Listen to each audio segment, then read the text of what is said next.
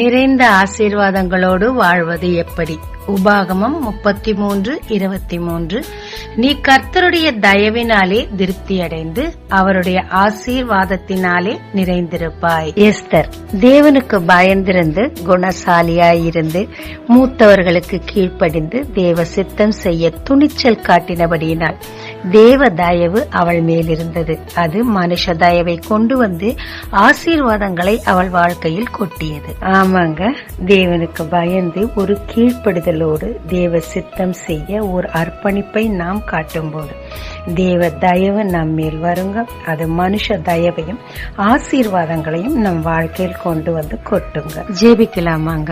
தேவரீர் தயவும் மனுஷ தயவும் எனக்கு கிடைத்து உமக்கு பயந்திருந்து ஆசீர்வாதங்களை உம்மிடத்திலிருந்து பெற்றுக்கொள்ள கற்றுத்தாரும். இயேசு மூலம் பிதாவே, ஆமென். இயேசு கிறிஸ்துவின் நாமத்தில் இந்த நாளில் உங்களை ஆசீர்வதிக்கும் ஜீசஸ் விஷ்